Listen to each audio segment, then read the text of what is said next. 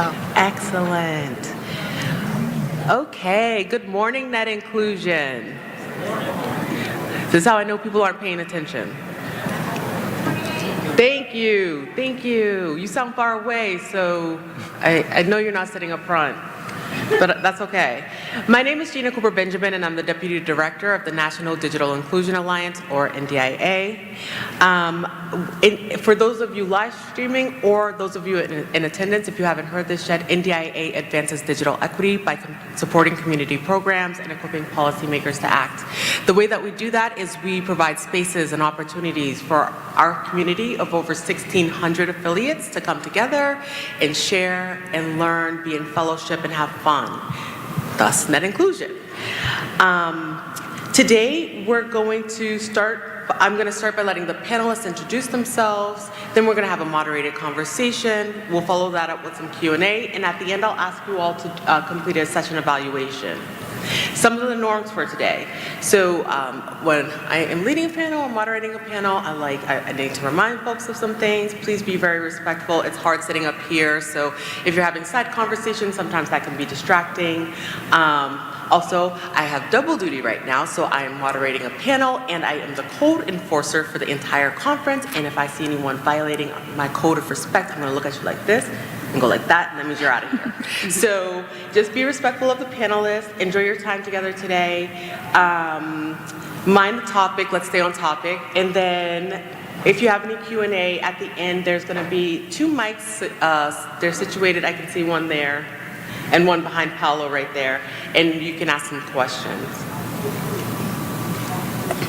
So before I get started, I want to make sure everyone's in the right place. We're in a panel, it's called A View from the Digital Divide in the Black Rural South.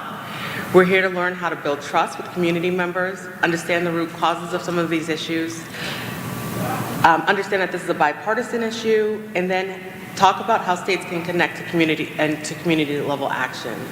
Today, I'm joined by Megan Waiters of Community Service Programs of West Alabama, Solomon Graves, Heartland Forward, Onisha Freeman Rojales of Georgia Technology Authority, and then Brandon Marshall of Media Justice. To start, I'm going to ask each of the panelists to introduce themselves. Whenever we're talking about a heavy topic, I like for people to highlight bright spots of their communities, so they'll introduce themselves, they'll share their names, their roles, their organizations, and then share a story or a bright spot from your community. Good morning. My name is Megan Waiters. I'm the digital navigator for community service programs in West Alabama. We service 11 counties in West Alabama. We have a population within those 11 counties of just under 400,000 people. And so as a digital navigator, I assist our clients with digital skills, receiving devices, and when the ACP program was still moving forward for us, I also assisted with helping to get discounts on their home internet service. I work out of our housing department, but at Community Service Programs of West Alabama, we have so many different departments because we are a community action agency. But out of our housing department, I typically assist clients that are needing help uploading their documents in order to receive rental assistance. And I've learned that just in that climate that not everybody has appropriate devices, not everybody has the digital skills that are needed to do so. And so the work that I do has been very vital for our agency. And it's not a hard task for me, it's actually something that I love to do. Just thinking about it, I think I've been a digital navigator before I was a digital navigator. And so that's just a little bit about what I do. Solomon Graves, I'm Director of Public Policy at Heartland Forward. We are a nonpartisan 501c3, styling ourselves as a think and do tank, focused on growing the economic vitality of America's middle.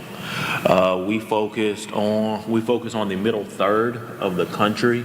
If you draw a rectangle that starts in North Dakota, goes down to Texas, over to Alabama, and up to Michigan and Ohio, The 20 states that touch the borders of that rectangle and fall inside the borders of that rectangle consist of the heartland.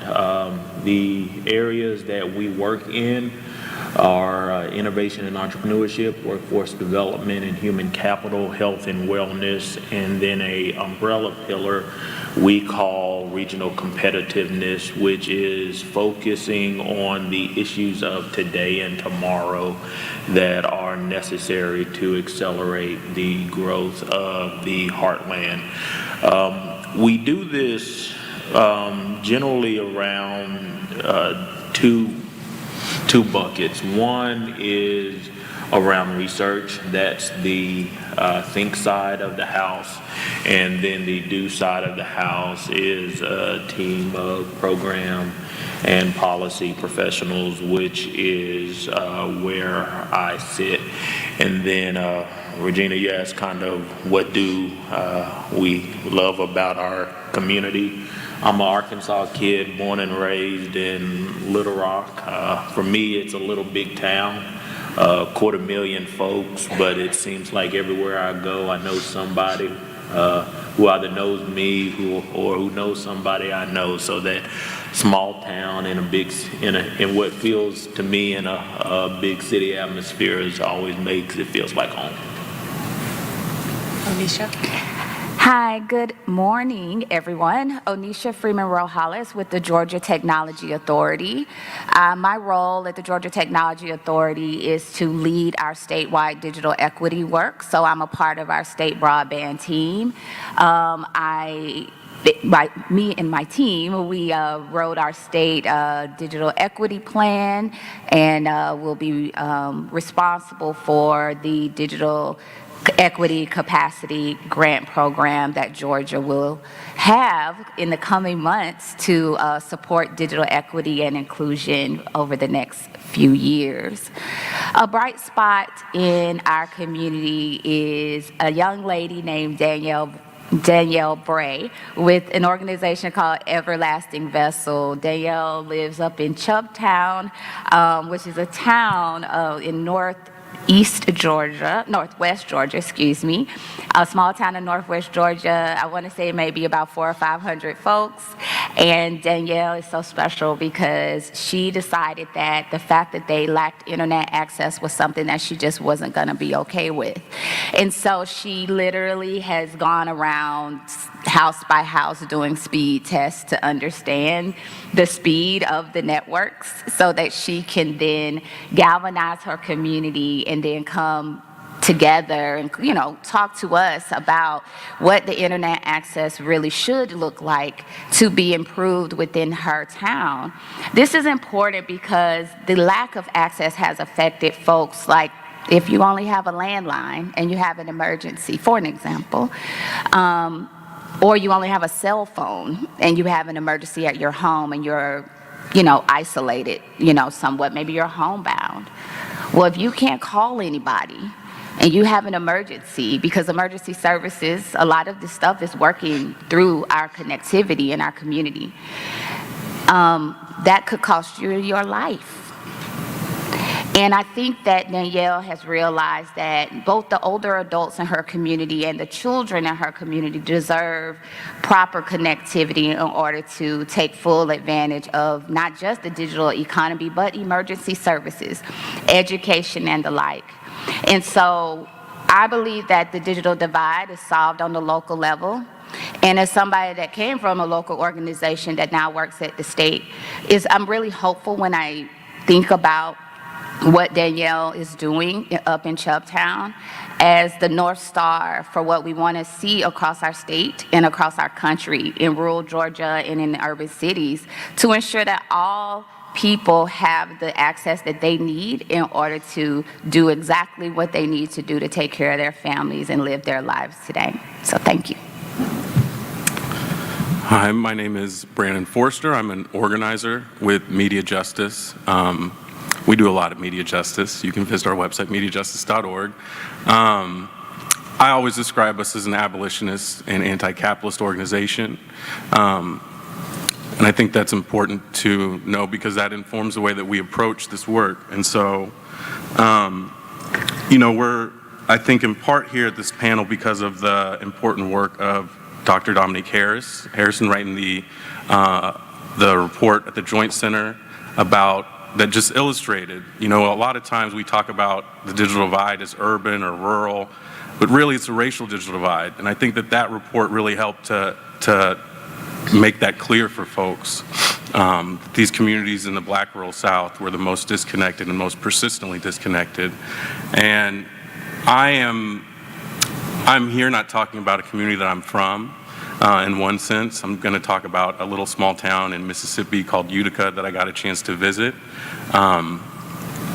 In another sense, it is a community that I'm from. Mississippi is as far back as I can trace on one side of my family before the Great Migration, and it was my first time being able to go back. And so for me, what was special about it was a deeply emotional and personal journey, but what was special about that community is that there are Danielles in all of these communities, And if you just went and drove through one day, if you were just with NTIA or with the state and you just slid through and you just waved at folks or you just did a front of the room presentation, you never learn about the Danielles. Right. You never learn about these folks. And so this community is doing absolutely everything to take care of one another without the resources that they deserve. And they shouldn't have to, but I just love the way that the community, in figuring out how to make do, it's always about taking care of one another. And the way that I saw that and the way that they take care of me when I came down and visited. So yeah, that's what I would share. Thank you all. I'm excited for this conversation. But before we get started, we want to hear from 2 to 3 audience members. We want to know, why are you here? What challenges are you facing, so that when the panelists are answering, they can speak to some of those things. Paolo, right there, it has a mic. If you raise your hand, I'll point you out for Paolo. And if there are no takers, I'm just going to jump into the up front. To what challenges you face, yeah. Hi everyone, my name is Tammy Hastings. My biggest challenge is to show them that I'm relatable to them. I am from Brazil. I was not born in the US, and I came from, even though the color of my skin doesn't show that, but I came from a Black community. So it's challenging to show them that I understand where they're coming from, and that I've been there before, and I know it's hard. So what do you, aside from showing to them that I am relatable and I understand what is happening, how can I overcome that challenge of saying that, hey, I'm on your side? Thank you. And I know that some of the panelists will speak to that. Hello, it's loud.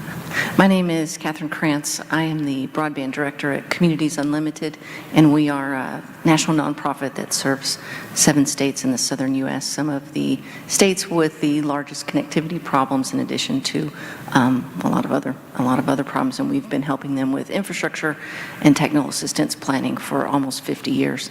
I have perhaps a very difficult question, but this is why I'm here today, is I want to understand how to have better communication with communities to help them address their very legitimate grievances, and how we can work past that because sometimes these infrastructure projects are so expensive that you are going to have partners from outside the community, and that's my struggle, is how to have these conversations and bring people to the table to work with people that they might not want to work with. Thank you. Anyone else? Oh, one more. Yes. Thank you. Good morning. My name is Kathy Lofton, and I'm here because although I live in the largest city in the Mid-South, Memphis, Tennessee, right on the edge where I was born, 20 minutes outside is a rural town.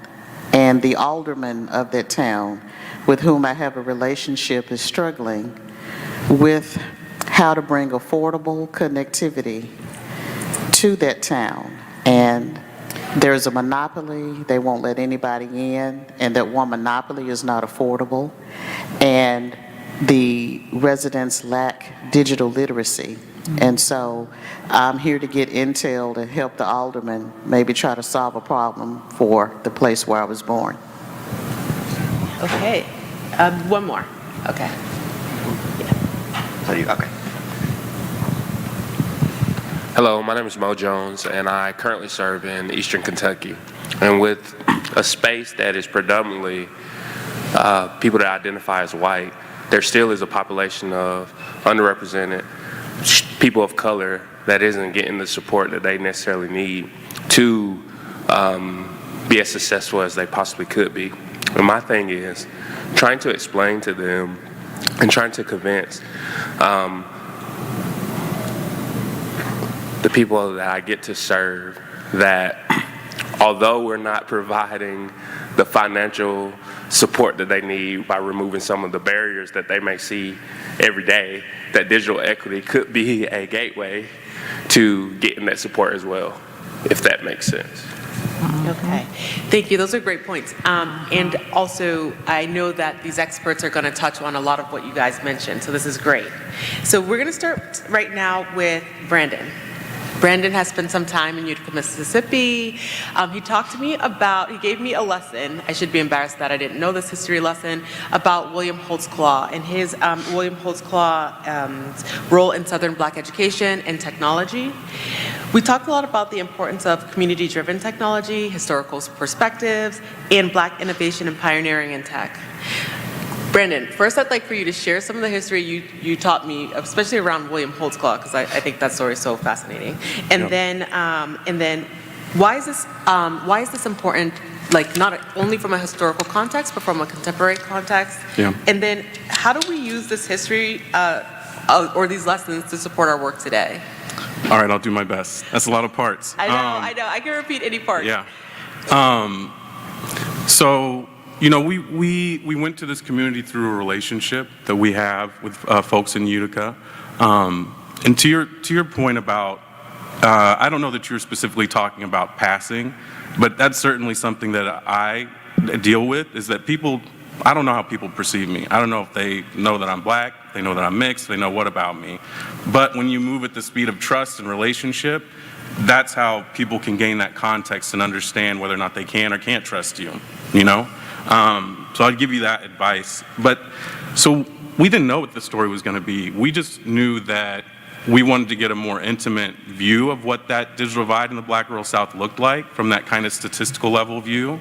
We knew that we didn't want to tell some traumatic story about a black community just to be like, look at how terrible things are. We knew that this was a beautiful community that we wanted to learn about and learn about it more deeply. And the most incredible, I mean, we heard things that you would expect, that during the pandemic, things were difficult. They don't have internet, they're unserved. There's not a lot of resources for digital equity skills, and all of that is on top of everything else. The grocery stores that have closed down, the high schools that have closed down, all of those things are true. But that's not the entire story of that community. And so this same community that during the pandemic didn't have the telecommunications infrastructure to be able to live stream church service to one another safely, 100 years ago, there was this man named William Holtzclaw. He studied under Booker T. Washington and the Tuskegee Institute, or the Tuskegee University. And he was one of the folks that Booker said, go out and start your own Tuskegees. And he did. And so we started one of the first HBCU community colleges in Utica, less than an hour outside of Jackson. And so 100 years ago, well, part of the story too is that in order to raise funds for that, he tried to go first to the white planters who said, those black folks don't need an education. And that's an important thing. I just want to put a point in that, because when we asked folks why they felt like the digital divide in the Black rural South was so persistent, they named that exact same thing. When we go to the white folks that have the resources in this state, they don't care about our kids, they don't care about our communities. They say, those folks don't need the internet, they're not going to college, that'll just distract them. So anyways, let me get back to William Holtzclaw. So he he started this HBCU. The way that they did raise funds was with this Jubilee Singer group. A lot of folks in the audience may be familiar with Jubilee groups. For folks who aren't, they're essentially these singers for these universities that would go out and raise money. And because of William Holtzclaw's particular dedication to technology, his job at Tuskegee was to run messages back and forth to Booker, and he knew how important it was that people got their messages. He also was tired of running back and forth. And so he had one of the first radio stations, one of the first telephone lines, some of the first electricity, running water in this small town. But not only that, this place that 4 years ago could not broadcast church service amongst themselves, 100 years ago, this Jubilee group was traveling internationally, but every weekend they were broadcasting from Utica with their own technology to over 3 million people, 1 in 20 Americans, every week. So this place that if you just drove through, this place that the state office has not been to even once, but if they went to, they would learn this incredible story, has all of the answers within them about what it takes to have a technologically connected community for Black folks. And I don't know, I can keep going on. What I would say is that the other thing is that, you know, I just came into this community that there's already a conversation happening in this community about their relationship to technology. And that's what that's what NTI needs to know, that in a lot of these communities, not only are there a lot of Danielas, they are already having a conversation. Mm-hmm. Right now, the state is the antagonist of that story. And the state can't come in and say, well, let me hear. You got to join that story. You have to figure out how to become a part of the story and the conversation that's already happening if you really want to find out how do you tap into that history. Because right now, the state is actively playing a role in erasing that history, literally taking buildings down that are part of that history overnight, instead of learning, actually, here are the solutions that we've been looking for through this whole process. So that's what I would say. Thank you, Brandon. Does anyone want to add? I see you inching closer to Anisha. Do you have something to say? Yeah, okay. I think that what comes to mind about what you just said, and it kind of speaks a little bit to your question, when we go into the communities, there's lots of challenges, right? So if I came and said, tell me about this community, sometimes the community members typically start with all the things that are wrong. But I want to encourage you all that are working in community, that are trying to represent maybe the small, because Danielle represents a small town too, right? So represent a small town where the alderman is trying to get more help. What I wrote down was let people understand the opportunities and the possibilities in the community, as much as maybe the challenges. We tend to put the challenges in the front, and then that person may think, well, I got to solve these problems, versus maybe the opposite, like introducing them to a young, person that is thriving in the community, or telling them a story of the history of the community. Letting them in to better understand how the people of the community want to have already and want to continue to contribute to the local economy and things of that nature. Like, I think they need to hear that too, and when folks better understand that, they may start to think about, okay, how could then I, with the resources that I have, contribute to the possibilities and opportunities here, versus how can I help solve the challenges here. Like, it's from an outsider, that's just something that they may cling to more sometimes, to be quite honest. Thank you, Onisha. Mm-hmm. We're going to switch gears to digital navigators for a moment. So Megan, you oversee a digital navigator program spanning 11 counties and with almost 400,000 residents. That feels like a lot of driving and a lot of people. And earlier you said you just help your residents like scan paperwork for housing, but I know you do more than that because we talk a lot about your work. So can you maybe give us some insights into what are some of the other things as a digital navigator you're helping your community with, and what are some of the challenges that come along with that? Can you share some of the innovative ideas you have around overcoming these hurdles? And then lastly, any kind of guidance you can provide people on partnerships, and because partnerships are really important, and then how you're using those partnerships to scale your work. You're right, Gina. I do so many other things as a digital navigator. I spoke about just being a digital navigator out of our housing department, and when I spoke about assisting people with scanning and uploading documents, that's kind of been the, I guess the top priority thing that clients have needed from the housing department. But our agency, we assist people with if they need assistance getting their light bills paid, or the water bills, or the gas bills. We have a Head Start program. We have an early intervention program, and even just out of our housing department, you know, we have a first-time home buyer program.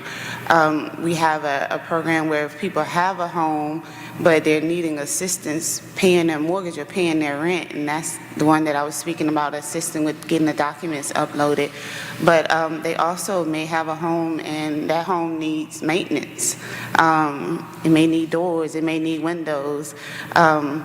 But we're also dealing with a population of people that is low income. And so when the income is low and you can't meet your basic housing needs, and more than likely you also don't have the appropriate devices to do what you would need to do, or whether that's uploading documents, or that's trying to find a job, or if that's trying to continue an education or assist your kids with their education. And so there's so many other things that factor into the work that I do as a digital navigator, because when clients come in, they may not necessarily know exactly what they need. They just know that they need assistance. And so sometimes the barriers with that is, I may say to them, hey, I'm gonna ask you a couple questions. I'm not, picking on you for what you know or what you don't know, but I wanna ask so that I can kind of get to the root of what you actually need, so I can give you the steps to be able to get these things taken care of. And so what I found that some of the barriers are fear, and I think we've also spoken to the point of trust, because it's hard for people that have been underserved and haven't had what they need to just trust that all of a sudden now you're gonna help me and it's not gonna cost me something, or I'm not gonna lose my house, or I'm not gonna lose my information. And so what I found that being patient with them and being thorough with the information that we give them and consistent with that information, and just being friendly, because it's not easy to need something and not be able to meet your own needs, and then to have to encounter someone that's mean, or that's not compassionate, or doesn't understand that you don't have a device. And so sometimes people, they may have a device, but then I find that they don't have transportation. Or they come to our office and I say, well, we don't have a computer lab here, so you may need to go to the library, but I'll stay on the phone with you an hour or 2 hours to walk you through your process. And they say, well, I don't have transportation to the library. So then we have another barrier that many of our people are trying to overcome. And so patience and being loving and being kind, that goes a long way in the places that we've been called to serve. I don't look at just being a digital navigator as, hey, this is my job. This is what I do. This is what I've done before. Like I mentioned before I was ever a digital navigator, I was assisting my family. And even the bright spot for me, since I've been a digital navigator with community service programs at West Alabama, and we are grantee of NDIA, so I've received formal training as a digital navigator, and I have access to all of the tools that according to the digital navigator model and is working for us. But there may be some that don't even realize it, that we're doing this work. But the bright spot I wanted to speak about is just serving our communities and serving our families and being present on our jobs. It affects people, even if it's just one person at a time. Just being patient, being kind, being loving. I have family members that, also had this fear of, I don't know how to use a device. I don't want to use a device. They feel like if they press one button, they're going to lose all of their information, and so they would rather just not try it. And just being patient, and all of a sudden now they've gotten a tablet. Now they've added their email address, and now they're playing games and solitaire and slot machines, and they may not want to do do a Microsoft Word document.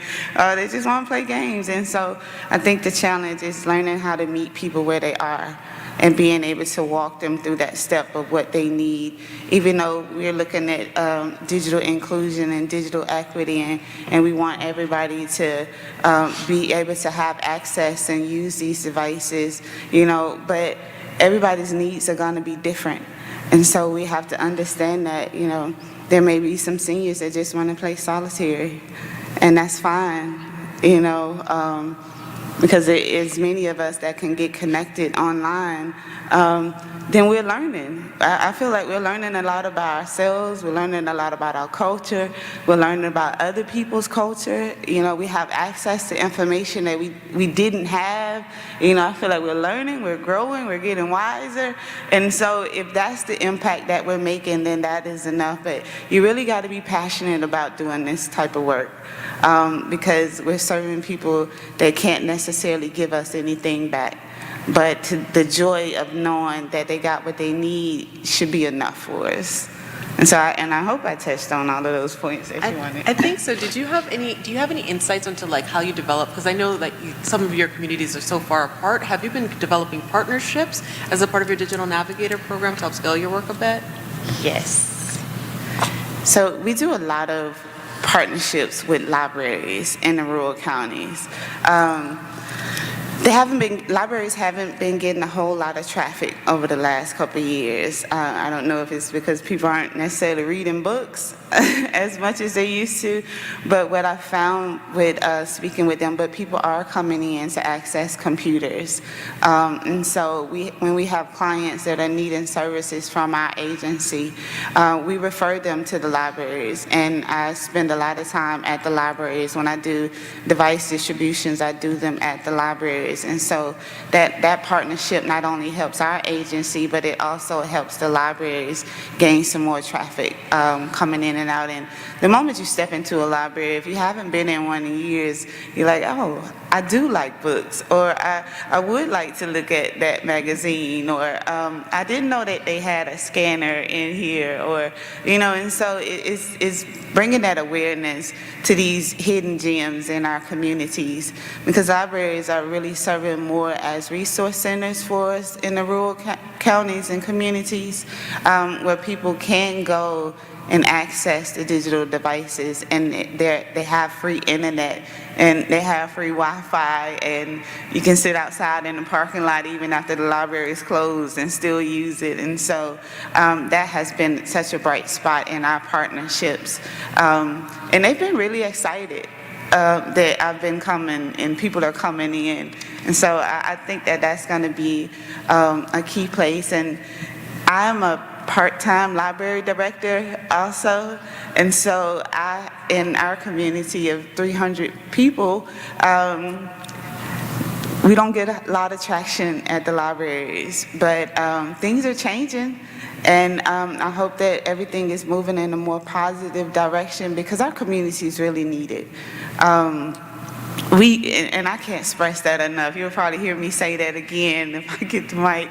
But we need it, and we need each other to be able to do this work. Thank you, Megan. Onisha, we're going to talk about some state work now. Okay. Okay, so so I joked with Onisha. I said Georgia is the black metropolis of Atlanta, and then the rest of the state is I have no idea what. I really don't, but but it's rural and there are Black people in the rural Georgia too. And so we talked about how you show up in rural communities as a Black woman, but you're also a representative of a state government, and that is, even for Black residents, that can be you're a state worker. You're now the man. How's that feel? So there's a trust barrier there. How do you build trust with Black community members when you go into those rural communities? And then how do you communicate to them that their voices are important in these processes and you want to hear them? And how are you working, and how are Black community members working together as well? So I wrote down, all skin folk ain't kinfolk. Have y'all ever heard that term? If you haven't, this might be your first time ever hearing it.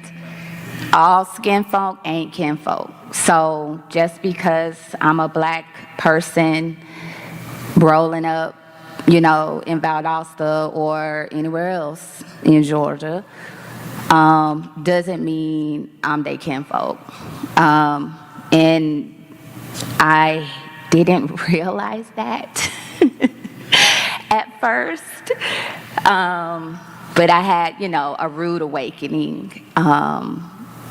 It was a situation where, not to get into too deep of the details, where a community member, it was like a community meeting, and a community member was angry about the lack of service in their community. And so I'm looking around the room at my skin folk, and they agreeing with the person yelling at me, but I'm looking at them for help, But I'm not from there. And that's what she said when she stood up. You're not from here. You don't know nothing about what we dealing with over here. It was hard I cried on the way home, because I really wasn't expecting that. But the reality is, I needed to have that experience so that I recognized that I need to be very clear about my intentions when I step into the spaces that I'm coming to.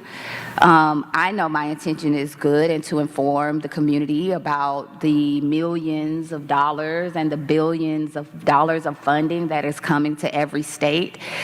I know that the intention is that I want to inform the rural residents that on the Digital Equity Act of 2021, when it says rural residents, it means you too. It's, it does separate ethnic minorities from rural residents, but when it says rural residents, that's all the covered populations that are in rural communities. And I really, really want to help to inform the community leaders, more importantly, that it's their responsibility to stay connected with what is going on in the state and local level, because they're the only people that can tap into the funding, because they have nonprofits, right? They have 501c3s. They're library leaders. They're principals. They're aldermen. They're mayors. They're the ones that can apply for the funding. So if they don't hear me, right, then it's the local people, Black folks, English people with the English, that are English learners, people with low literacy, people with disabilities, that are at the intersection of all this, that really will miss out. And it's challenging, right? Because I am stepping into a space where I need to say all of what I just said in like 30 minutes, or whatever, however long it takes. I'm stepping in communities that don't have internet access, so I got to show up there in person to say everything that I'm saying. And so I say all that just to say, I really had to understand, where I was coming from, because I came from a nonprofit, so I forgot sometimes, but I'm not gonna not do it though. I'm not gonna not go back. I'm not gonna be afraid.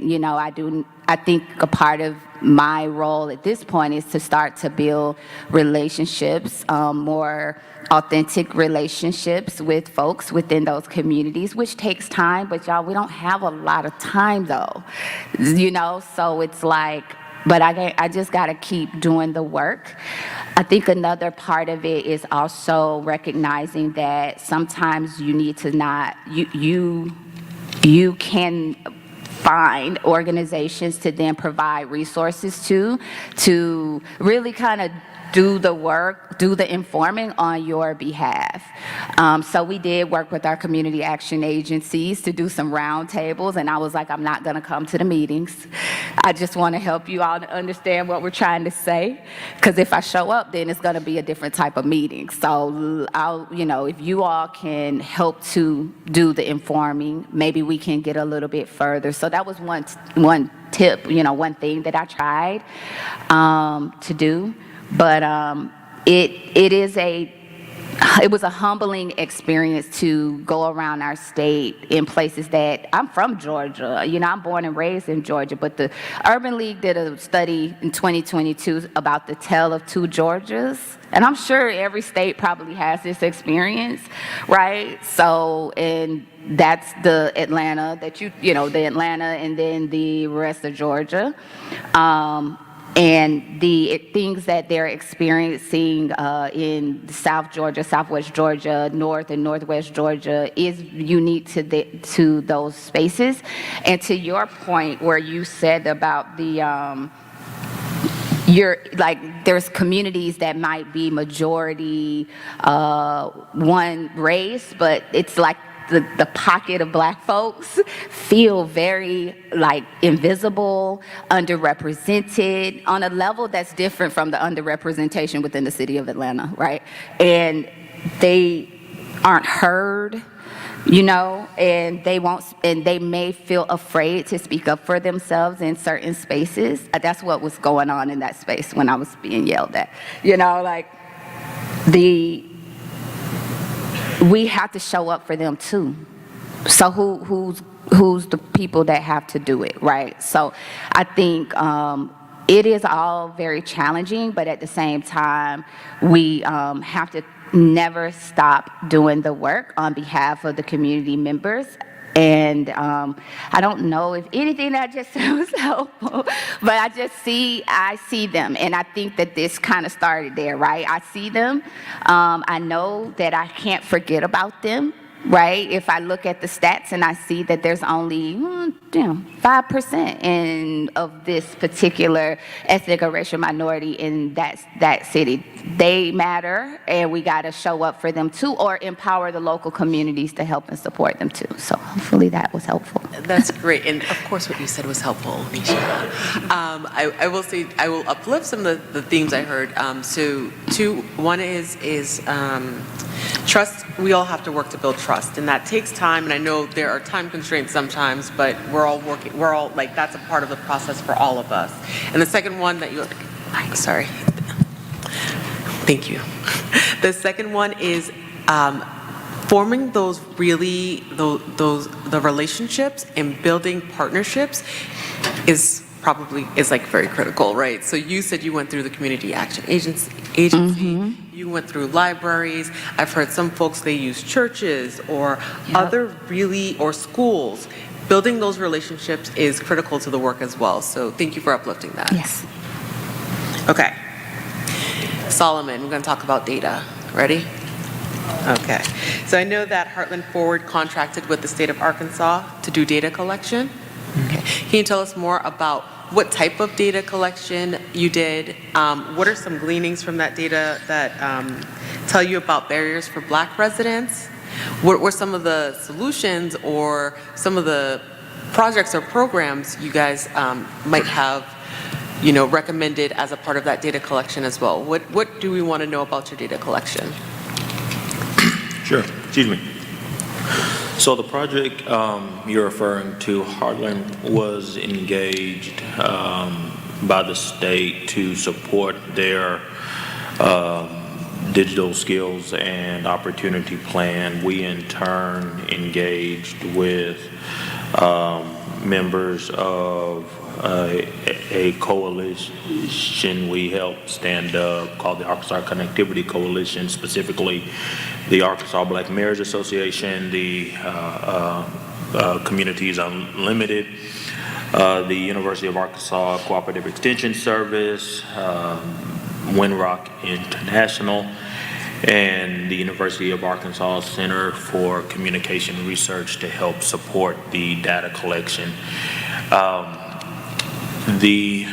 That project in and of itself was centered around, one, how do we collect the data?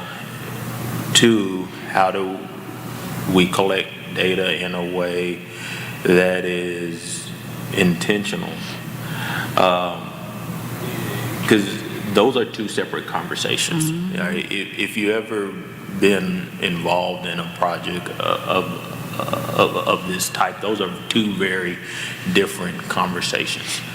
So working with those aforementioned partners, we constructed a plan that resulted in ultimately collecting 12,500 survey responses across 532 different zip codes throughout the state of Arkansas, which was amazing, and complete kudos to the partners that I mentioned. I want to make sure that this is not painted as a Heartland Success, Communities Unlimited, Black Mayors Association, Cooperative Extension, and the University of Arkansas, Winrock. They were on the ground building the survey, conducting 32 different focus groups across the state, and to something that Megan and Anisha mentioned, I scribbled this post-it note here: legitimacy is created by blank. Right? You can't go into communities with this mindset of I'm going to give them the answer that I want them to have. You have to go into a community with a mindset of I'm going to listen, and they're going to give me the answer that I need. And then I'm going to take that answer and develop policy that benefits that community. And that is what we were engaged by the state to do. And complete credit to Director Glenn Howey and the team at the Arkansas Broadband Office. That is the charge they gave us. So what did we get out of that data collection effort? Several barriers were identified. None of these were new, but people lack reliable at-home internet access. Many Arkansans rely on mobile internet access as their default means of access. People reported issues with service reliability and slow speeds throughout their community. High service costs were a consistent barrier. Low awareness to affordability programs.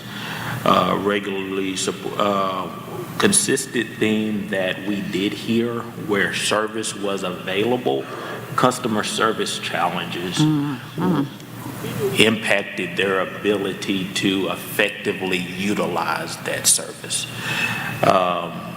And there were limited opportunities for digital skills training, going back to Megan's block of questioning. I cannot stress enough the value of digital navigators. Those of you in the room that are doing that work, and we have had the honor of supporting digital navigators through partnerships with Lead for America's ACC program. See several green shirts in the room. Hey y'all.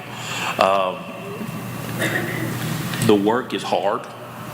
The work is challenging, but the work is essential to the effective deployment of these infrastructure dollars. Not only is it essential to the effective deployment of these dollars, it is essential to closing the digital divide, not just in the Black rural South, but in the country itself. We cannot expect to simply bury fiber in the ground or point satellites in the ground, whatever methodology we're going to use to make service available, and walk away and expect communities to have the ability to leverage that infrastructure.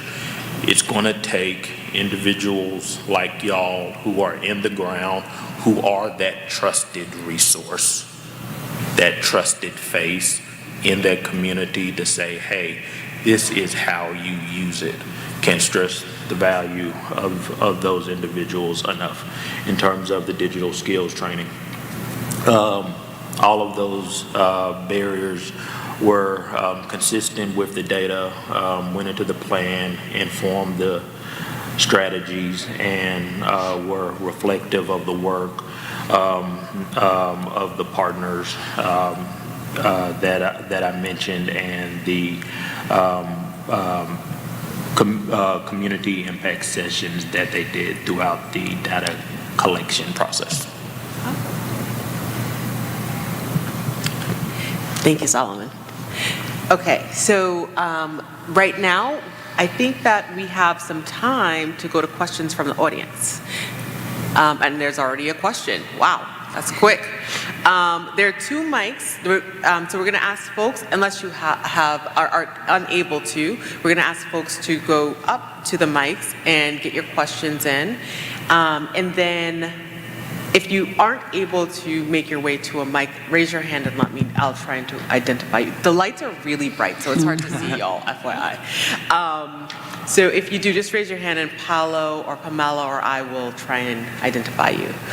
Can you say your name and your question and tell us where you're from? Sure. My name is Tommy Nichols from Charlotte, North Carolina. I'm with Power Up USA. I've been in the digital equity space now for 4 decades, and it appears that every 8 to 10 years, there's a new initiative about closing the divide. So I've been there, I've seen it, and I'm still here. Our organization, what we have done, I'm always thinking, how can we really get this done? How can we remove barriers? And so what we have done was create a division called the Center for Digital Churches. And when you look at the rural areas I'm from, we support North Carolina and South Carolina. I'm always driving through, going to the beach, and I see these pockets of Black folks in these particular areas, in rural areas. And I'm always asking the question, what are y'all doing here? But they're there. And so we feel that the church has such a significant role in being a digital hub in those unique areas.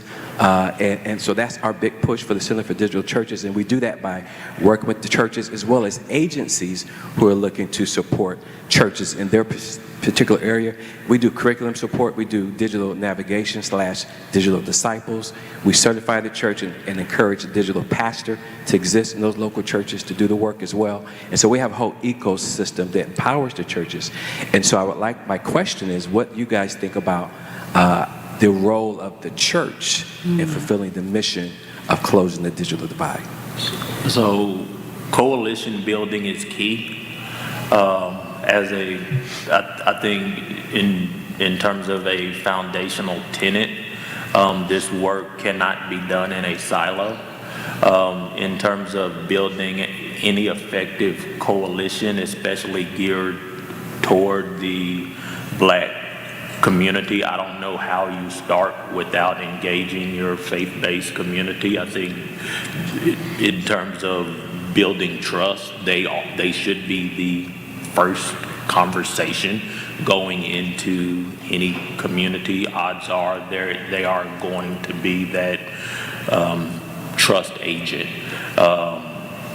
Going from there, public-private partnerships are key to sustaining the work in terms of bringing in those dollars necessary to bring that stability necessary to continuing that work in long term, as you well know. But jumpstarting that work, I don't know how you how you build a coalition without bring the black church first. Can I speak on that too? First, the churches are key, especially in the Black rural South, because you have a situation where you have a limited amount of community organizations. So, you know, religion aside, this is a community organization that literally has buildings and spaces that could then be wired for computer labs, training centers, after-school programs, STEM programs. Like, they could be, if they wanted to, an extension of the school, the library, or the greater community. I think sometimes where the challenge comes in at is the church leader may not fully understand how they fit in all of this. Depending on the age of the person, depending on the history of that church in the community, they may or may not be as open to it. So it's really important for organizations like yours, organizations like the Black Churches for Digital Equity, to be able to build the capacity of church leaders and church leadership to understand how their spaces fit within the ecosystem of the community, because we need them to understand it, come up to speed, and be open to then fully tap into the funding. To your point earlier about been there, done that, we've heard this so many times. It's because we're throwing money at it, right? And how much does it cost to close the digital divide? That's I don't know the number. I have no idea, but I just know we're gonna get something. And we got to make the most of whatever we get. And we, being each state, will get in a specific amount to address, again, right, to address the digital divide. This time, I'm assuming we learned from the last time. It's a lot more money. We're at least solving for, I'm using air quotes, internet access, fiber in the ground. Then there's another pot of money specifically for the digital divide work, which wasn't the case before. But at the end of the day, how much does it cost to close the digital divide? So it's going to keep coming back up. We're going to keep having to do the work. And we need our church leaders, particularly where you throw a rock and you hit 4 churches. We need them to be, to come to speed. Or maybe it's like the youth groups at the churches. Maybe it's not the pastor. Maybe it's the youth department or someone else, And I think that there is a dynamic that we have to acknowledge about, faith-based organizations versus like government and state and the money and how all that moves around. I don't really fully know how it all works, but if, again, the church leaders and the community organizations can come together, the coalitions, to your point, if that organization is a part of a larger coalition that then gets the funding, then that can be distributed. But I think having those church organizations really start to see themselves not separate from the community, but a part of the actual community, is really going to make a huge difference on how they best engage in this process. Did you want to say something? Oh, yes, of course. As you were posing that question, it made me think about how, because we've been talking about the trust factors and how to engage the community. And I think from what my observation has been dealing with community members, there's been an expectation that the church was supposed to have already known that this was happening, and the church was supposed to be on the ground doing the work before the government and everybody else came in. Because our churches are, that's kind of the focus, that's the vision, the people. And so when you have communities that don't feel supported by the work that churches are doing, then there's a divide there also. And so I would just encourage as many churches as are around to actually get in the community and see what the needs are, because we can't close it just from one perspective. It's going to have to be closed from all perspectives, and that trust factor has to be built back up again from the community members to the churches, along with community members and the government and community members and other agencies. And so there's a divide on so many different aspects. But I don't know the position that you sit in either. But I would just say, to encourage churches to actually get involved more so in what's happening, because the people are expecting that the church knew that. You know, we being people of faith, you know, how could we miss so many marks? How could we miss it so often that people actually need help when that was what the church was supposed to be doing anyway?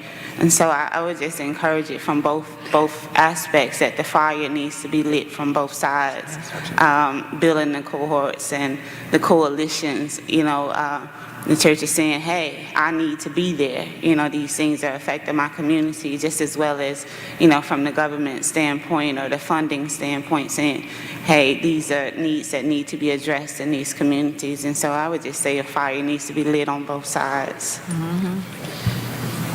We're running short on time, but I can sense that Brandon wanted to add to that. No? No, we can go if there's more questions. No? Okay, you sure? Yeah, I'm okay. Okay, perfect. Okay, so we're gonna wrap up. So that was a great conversation. Thank you all so much. You're all so full of knowledge and always guide me and help me in my work. So thank you so much.